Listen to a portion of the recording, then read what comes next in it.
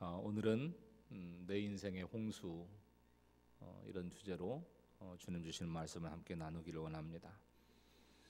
하나님께서는 노아 세대를 향해서 계속해서 홍수를 예고하시고 그 유예 기간을 주셨죠. 그게 120년이에요.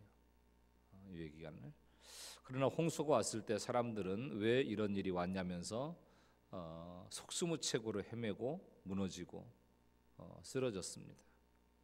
그래서 심판은 어떻게 오는 것이고 그 심판 가운데서 구원받는 삶은 어떤 것이냐라고 하는 것을 오늘 본문은 우리에게 보여주고 있는 거예요.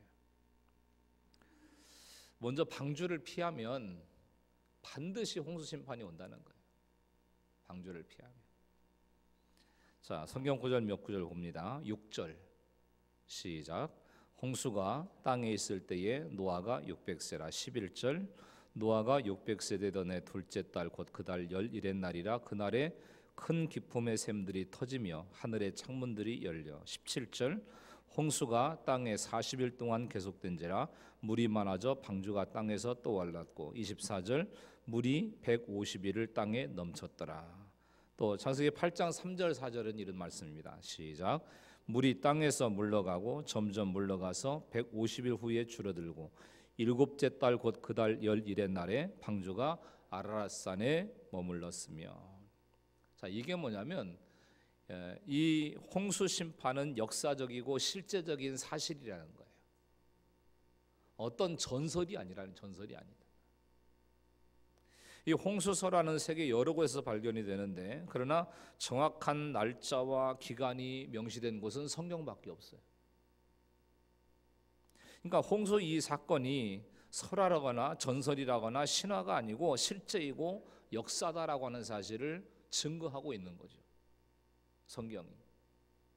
그런 이제 흔적들이 이제 대표적으로 그랜드 캐년, 급작스런 이런 변화로 인해서 엄청난 계곡이 생겨나는 이런 것들을 이제 창조과학자들은 이야기하고 있죠.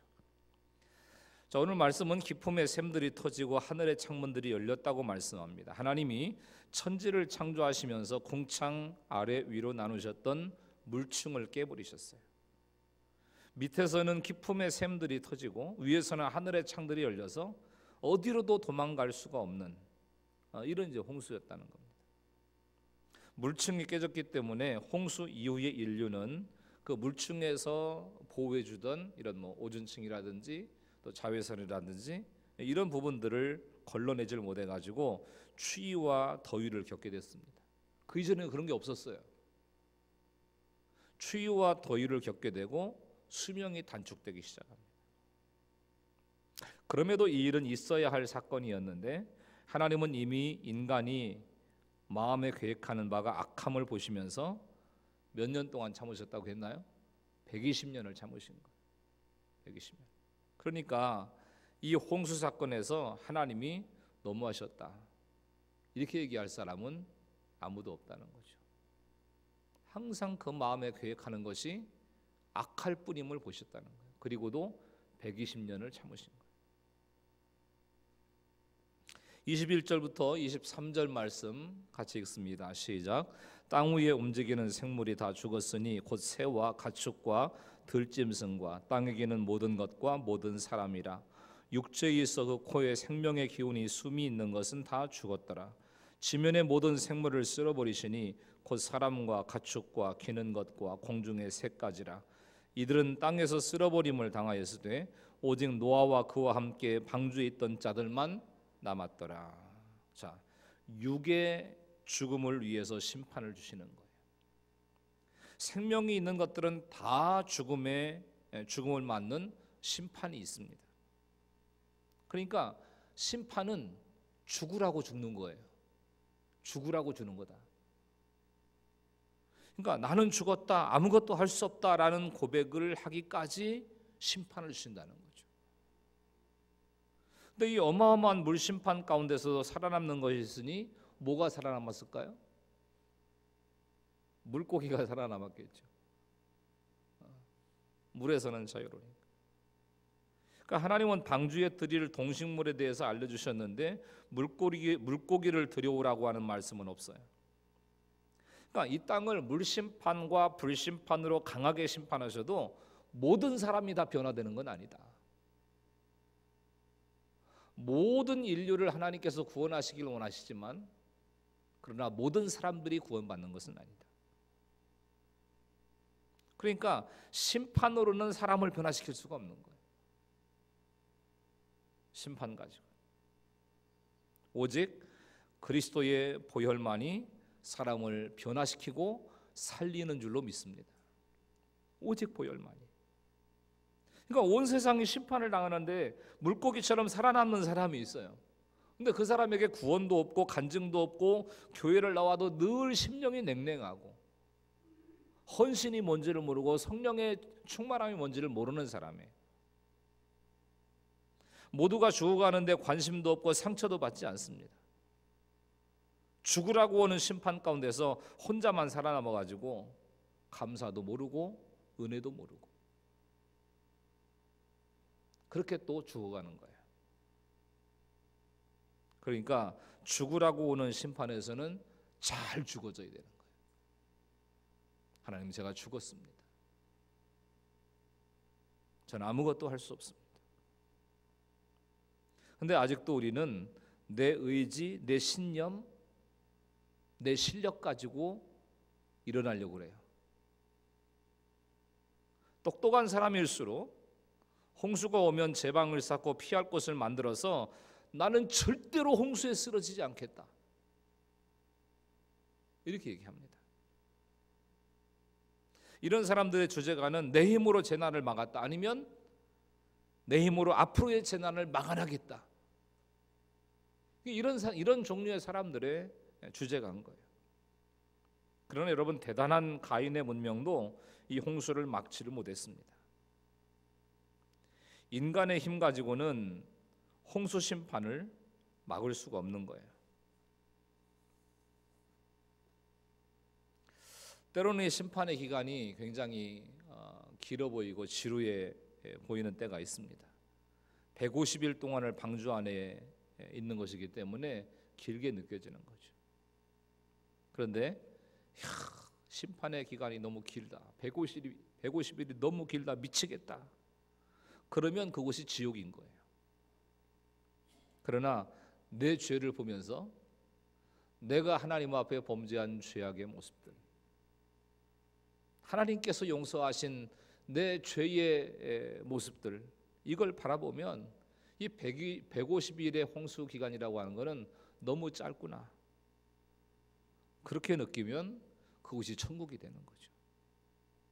70평생 80평생 고생을 해도 내 죄를 생각하고 예수님을 생각하면서 가면 천국이지만 1년을 겪어도요, 길다, 못 참겠다, 못 견디겠다 그러면 그게 지옥인 거죠.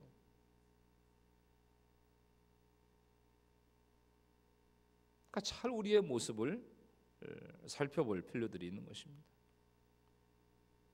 이어지는 16절을 읽겠습니다. 시작. 들어간 것들은 모든 것의 암수라. 하나님이 그에게 명하신 대로 들어가매 여호와께서 그를 들여보내고 문을 닫으시니라. 자, 방주에 다 들어가고 나니까 하나님께서 문을 닫으셨어요. 회개의 기회를 놓치면 하나님이 그 문을 걸어 잠그시는 거예요. 방주의 문이 닫히면 영원한 멸망과 죽음과 심판만이 기다리고 있을 뿐입니다. 그런데도 정신을 차리지 못하고 안 들어가려고 하는 사람들이 있어요. 방주 안으로 안 들어가려고 하는 사람. 들어가면 그동안에 준비한 최소한의 물로 견뎌야 되는데 밖에는 막 물이 넘쳐나잖아요. 무슨 얘기냐면 세상 돈이 다 내 돈 같아가지고 안 써야 될 돈을 쓰고 먹지 말아야 될 물을 먹어요. 그러면 다 죽는 겁니다. 그래서 방주의 원칙이 있어요. 방주의 원칙은 다 같이 읽습니다. 시작. 있으면 먹고 없으면 금식하고 죽으면 순교하는 거다. 제발 안 믿는 부모, 안 믿는 자식, 안 믿는 친척에게 손 벌리지 마세요. 못 살겠다고, 이것도 없다고 저것도 없다고, 뭘 좀 달라고.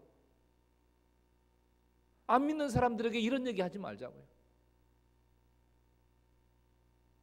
예수님을 믿는 자존심을 가지고 절제하며 살아야 되는데 가진 것만으로는 부족하다고 창이란 물만 바라보고 있진 않은가. 우리의 모습을 한번 점검해 보셔야 될 질문이에요. 어느 집사님이 부도로 사업이 망하고 빚더미에 앉았어요. 생활할 집도 겨우 마련을 해가지고 온 식구가 옹기종기 좁은 집에 모여 사는데 어느 날 집사님을 좋게 본 어떤 분이 강남에 있는 자기 아파트에 들어와 살면 어떻겠냐라고 하는 제안을 한 겁니다. 본인은 미국에 거주하면서 1년에 한 번 한국에 올까 말까 한데 관리비만 내고 살면서 관리를 해달라고 하는 조건이에요. 파격적인 조건이죠. 뭐 전세를 놓든지 월세를 놓든지 이렇게 해서 가도 되는데 이 집사님을 너무 잘 봐서 그냥 살면서 관리비만 내고 관리를 해달라. 여러분이라면 어떻게 하시겠습니까? 안 그래도 지금 사업에 부도가 오고 세를 살면서 아이들과 좁은 구석에서 이렇게 이제 어렵게 살아가는 상황인데 이런 기회가 왔으니까 관리비만 내고 살면 되는, 기도응답이라고 막 좋아가지고 낼름 받아가지고 이삿짐 싸지 않았을까요? 하나님은 살아계시다고, 하나님은 결코 내 인생에 눈을 감고 계시지 않으셨다고, 하나님의 응답이라고 그러지 않았겠습니까? 이 집사님은 말씀을 묵상하고 기도하면서 이렇게 적용을 했다는 거예요. 지금은 빚을 갚아야 될 때인데 큰 아파트라서 50평이 넘는 아파트니까 관리비가 몇십만 원은 나올 거고 그 돈으로 빚부터 갚는 게 좋겠다는 거예요. 또 큰 아파트에 살다 보면 그 수준에 맞춰서 돈을 쓰게 될 것이니까 그 집에는 들어가지 않는 게 좋겠다. 그렇게 결정을 한 거예요. 이게 지혜인 거죠. 창이란 물이 내 앞에 있어도 그게 내 것이 아닌 것을 알았다는 거예요. 이런 마음으로 빚부터 갚기로 작정하면 심판에서 살아난 길이 열린다는 거죠. 하나님이 여시는 길이 열리는 거예요. 또 하나, 방주를 피하면 홍수로 당한다는 것을 알아야 돼요. 상황을 자꾸 피하면서 평생 홍수에 쫓겨다니는 분들이 얼마나 많은지 모릅니다. 최초의 십자가가 최고로 좋은 십자가인데 자꾸 피하면 더 힘든 십자가가 와요.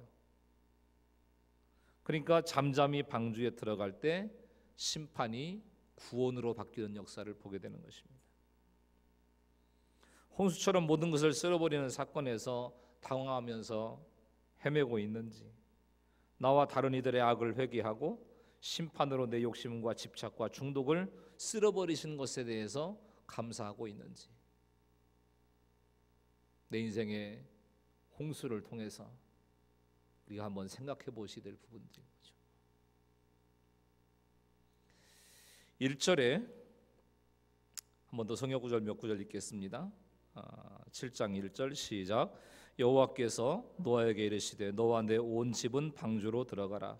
이 세대에서 내가 내 앞에 의로움을 내가 보았음이니라. 7절 노아는 아들들과 아내와 며느리들과 함께 홍수를 피하여 방주에 들어갔고 13절 곧 그날에 노아와 그의 아들 셈, 함, 야벳과 노아의 아내와 세 며느리가 다 방주로 들어갔고 23절 지면의 모든 생물을 쓸어버리시니 곧 사람과 가축과 기는 것과 공중의 새까지라. 이들은 땅에서 쓸어버림을 당하였으되 오직 노아와 그와 함께 방주에 있던 자들만 남았더라. 자, 구원의 공동체가 너무나 중요하다는 거예요.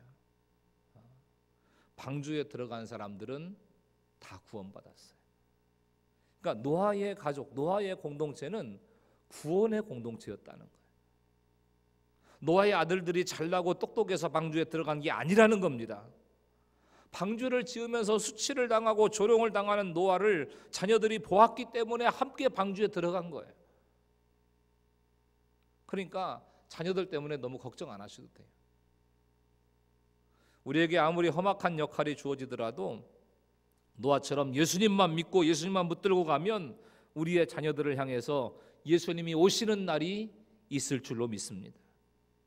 어떤 홍수 심판 가운데서도 방주에만 들어가면 함께 구원받는다는 거예요. 그러니까 노아 공동체는, 방주는 잘난 사람들만 들어가는 곳이 아니라는 겁니다. 내 인생이 되는 일이 별로 없어서 노아처럼 하나님만 믿고 의지할 때 속썩이고 말 안 듣는 내 자녀들도 방주로 함께 들어가게 될 것이라는 거죠.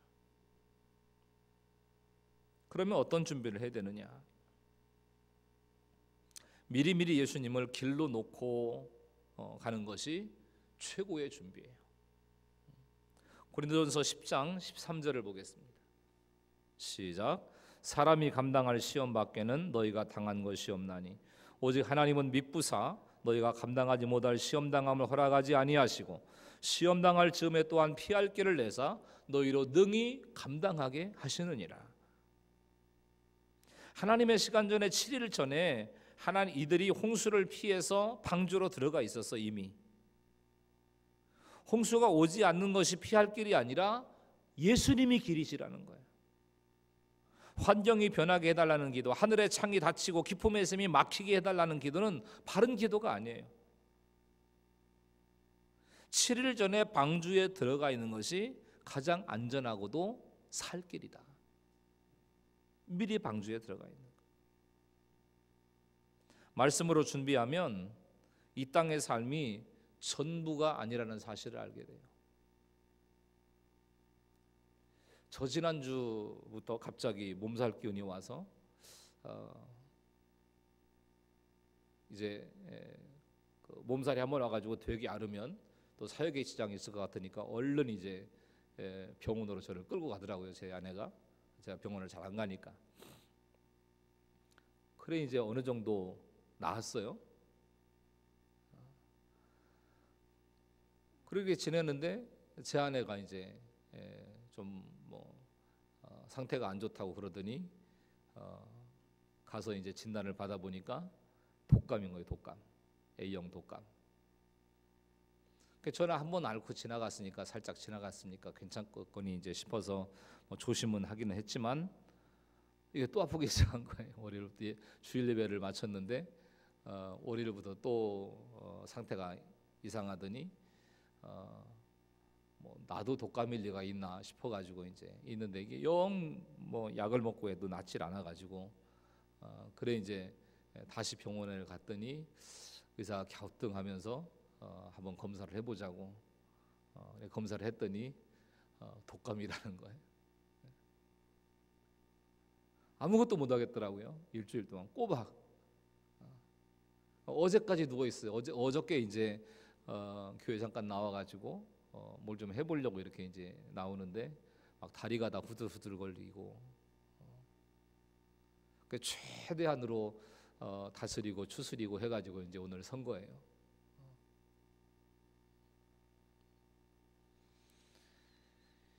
여러분, 이 땅의 삶이 전부가 아니라는 것을 알아야 됩니다. 알 수 없는 질병이니까 코로나 바이러스 때문에도 사람들이 얼마나 예민하게 반응을 하고 또 공포감에 젖어 있는지 몰라요. 여러분, 병이 낫고 부도가 안 나는 게 구원이 아니에요. 어떤 사건이 와도 말씀으로 준비하는 것이 구원인 줄로 믿습니다. 성경을 아무리 찾아보고 아무리 뒤져봐도 가인의 후예가 축복이다 이렇게 말씀하는 데가 없어요.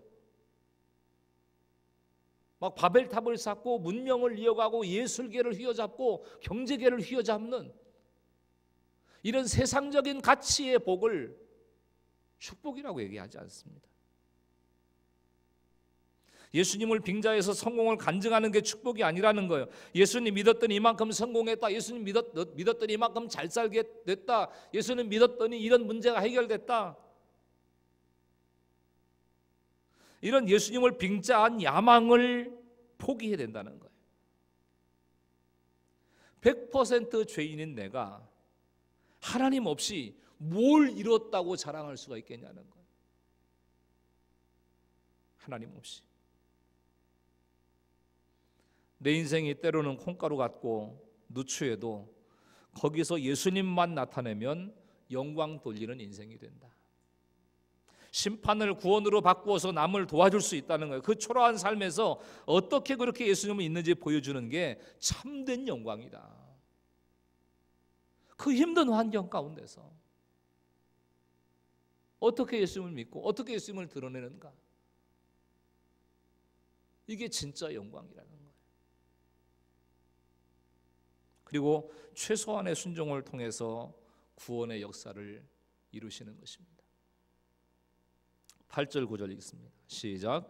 정결한 짐승과 부정한 짐승과 새와 땅에 기는 모든 것은 하나님이 노아에게 명하신 대로 암수 둘씩 노아에게 나와 방주로 들어갔으며, 모든 생물의 종류 암수를 쌍으로 데려가는 일이 어디 쉽겠어요?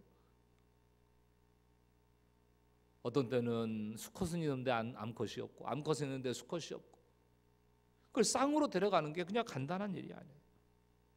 근데 내가 일주일 전에 방주에 들어가는 최소한의 순종을 했더니 동물들이 다 제 발로 방주 안에 들어왔어요. 들여보내고 그리고 노아가 들어간 게 아니에요. 노아의 가족들이 먼저 들어가 있었더니 모든 동물들이 암수 쌍으로 제 발로 방주 안에 들어온 거예요.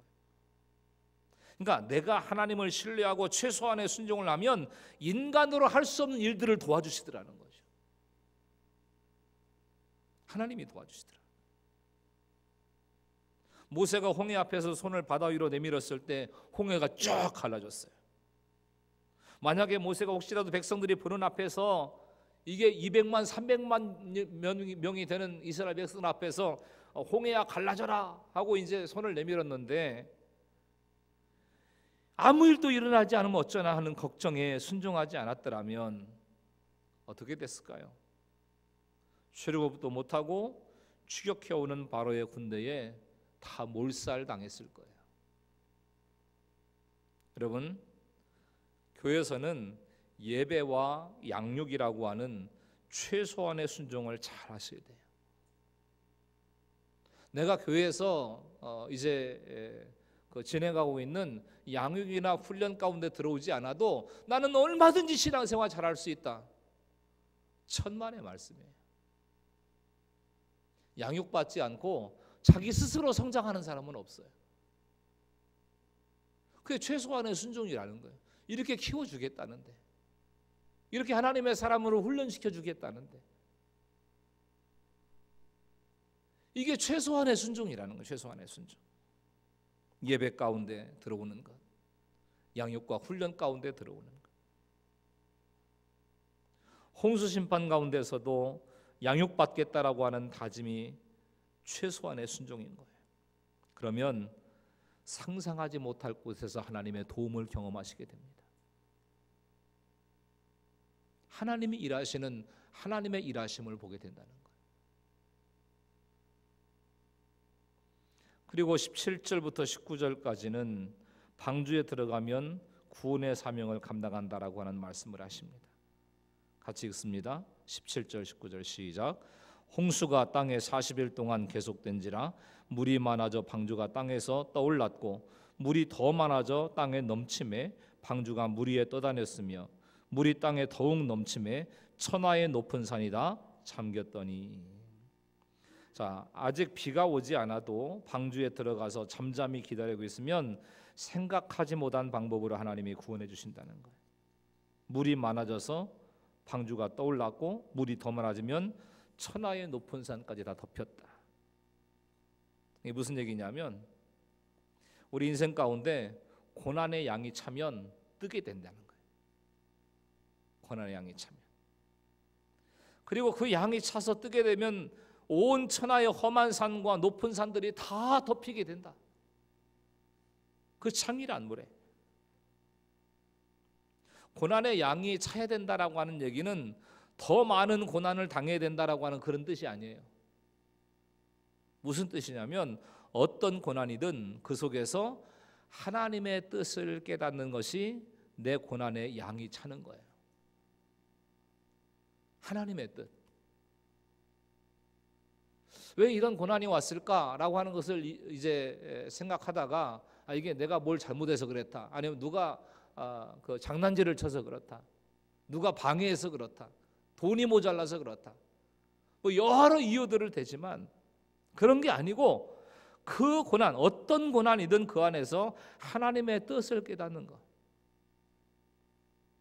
그게 바로 내 고난의 양이 차는 거예요. 이 연단 가운데, 이 힘든 가운데 하나님께서 원하시는 게 뭐지? 하나님께서 말씀하시려고 하는 게 뭘까? 이걸 생각할 줄 알아야 돼요. 당장 힘든 것만 보고 소리 지르지 말고.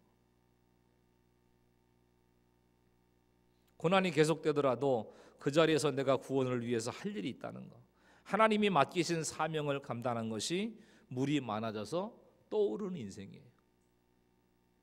사명을 아는 사람, 그런 사람은 천하의 높은 사람, 무서운 사람도 다 덮을 수가 있는 거죠. 가진 거, 배운 게 없어도 구원의 방주 안에 있으면 기죽거나 가라앉지 않아요. 구원의 방주에만 있습니다. 홍수 심판의 고난 속에서도 구원의 사명을 감당하는 것, 이것이 천하를 덮는 믿음, 세상을 이기는 믿음이에요. 이 믿음 가운데 서는 것이 중요합니다. 그리고 방주에서는 자기 자신과의 싸움이 필요합니다. 양궁 선수에게 적은 자신의 기록을 갱신하는 것이기 때문에 온전히 자기와의 싸움을 싸워야 돼요. 비가 오든 눈이 오든 최고의 집중력을 발휘해서 훈련해야 좋은 성적을 거두게 되죠. 마찬가지로 방주에 들어가면 남과 싸울 일은 없어요. 가족밖에 없으니까. 짐승들하고 싸우겠어요? 다만 자기 자신과 싸우는 거예요. 그래서 내 마음을 지키는 것이 최고의 자율이라는 거죠. 그러니까 하나님의 훈련을 받을 때 어떤 상황에서도 자기 자신을 지켜낼 수 있게 된다는 겁니다. 대기업에서 이사 정도 자리에 올라왔던, 대기업에서 이사를 하려면 거의 한평생을 헌신을 해야 돼요. 그 회사에. 자, 그렇게 있다가 실직을 하고 어떻게든 살아보겠다고 베트남에 가서 한 달에 200만 원을 받고 일을 하던 한 집사님이 베트남에서도 잘렸어요. 대기업 이사를 했던 분인데 다시 한국에 돌아왔습니다. 인류 학벌을 가진 분이고 대단한 경력을 소유한 대기업 이사 정도니까 대단한 경력을 가지고 있는 이분이 인생의 홍수 심판이 온 거예요. 지옥을 살 수도 있는 그 상황 속에서 목장 개편이 있다는 광고가 났는데 베트남 가기 전에 그래도 어느 정도 위치가 있고 또 지도력이 있는 분이기 때문에 교구장을 맡겼던 모양이에요. 교회에서 교구장까지 했던 그런 분이기 때문에 본인이 정확한 의사를 밝히지 않으면 목장 리더로 임명될 것 같더라는 거예요. 아내 집사님은 이런저런 일로 바쁘고 또 상황도 안 좋아지고 신경 쓸 일도 많고 그래서 감당할 자신이 없으니까 이번에는 좀 사양했으면 좋겠다, 이런 마음을 이제 가지고 있었습니다. 그래서 그 말을 할까 말까 망설이다가 차마 사명에 대해서 외면한 것 같아서 그 말을 못하고 이래저래 미루다가 결국은 목장 리더로 임명을 받았어요. 마땅히 할 일이 없던 남편이 주일 내내 말씀을 붙잡고 살더래요. 월요일에 대충 정리를 끝내고 화요일에는 주일 말씀 가운데서 소제목들을 듣고 정리하기를 일주일 내내 반복을 하더라. 자기도 시간이 날 때마다 남편과 말씀을 나누고 이해가 안 되는 부분을 함께 풀어가기도 했다는 겁니다. 이번 고백이 이런 얘기를 합니다. 남편과 함께 일주일 동안 그런 시간을 가지며 문득 이것이 천국이 아닌가 하는 생각을 했습니다. 주방에서 식사 준비를 하고 있는데 목장 예배에 부를 찬송가를 연습해보는 남편의 나직한 목소리가 들렸습니다.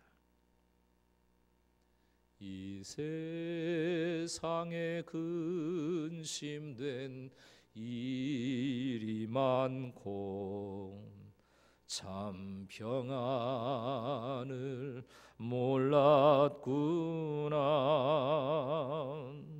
내 주 예수 날 오라 부르시니 곧 평안이 쉬리로다. 다 같이 주 예수의 구원의 은혜로다. 참 기쁘고 즐겁구나. 그 은혜를 영원히 누리겠네. 곧 평안이 쉬리로다.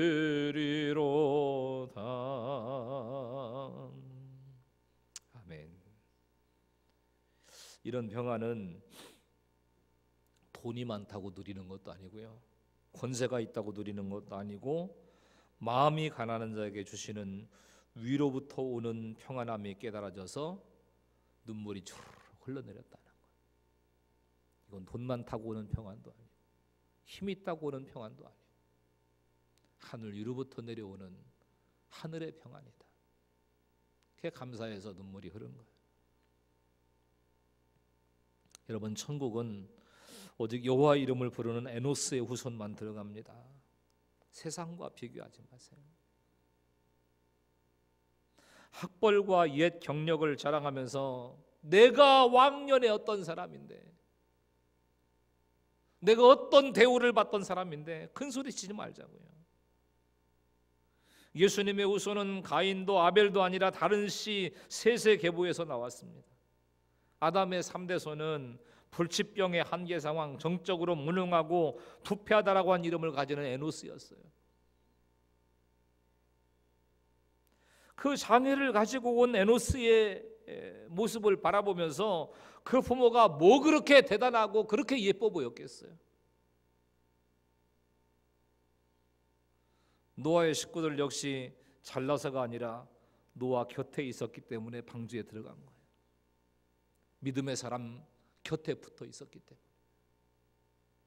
힘든 환경이지만 방주로 떠다니면서 나의 부끄러움을 있는 그대로 보여주고 하나님 앞에 영광을 올려드릴 때 주님께서 가장 기뻐하시는 인생으로 승리하며 하늘로부터 주어지는, 위로부터 주어지는 진짜 평안, 돈이 주는 것이 아니라, 세상의 권세가 주는 것이 아니라, 세상의 쾌락이 주는 것이 아니라 위로부터 오는 진짜 평안이 우리에게 주어진다는 거예요. 사랑하는 여러분, 돈과 외모와 학력을 준비하는 게 살 길이 아니에요. 이 세상의 소유를 늘려가는 것, 이 세상의 힘을 더 키워가는 것, 이게 살 길이 아니에요. 살 길은 오직 예수 그리스도의 십자가를 붙잡고 최소한의 순종을 통해서 믿음의 방주로 들어가는 것, 예수 그리스도의 품에 안기는 이 삶이 수고하고 무거운 짐진 자들아 다 내게로 오라 말씀하시는 그 주님의 음성을 듣고 주님께 나오는 것이 유일한 살 길인 것을 여러분 기억하시면서 날마다 말씀과 기도로 잘 준비하시고 예수님만이 살 길인 것을 가족과 이웃에게 증거하는 복된 삶을 살아가는 우리 모든 믿음의 가족들이 되실 수 있기를 예수님의 이름으로 간절히 축원합니다.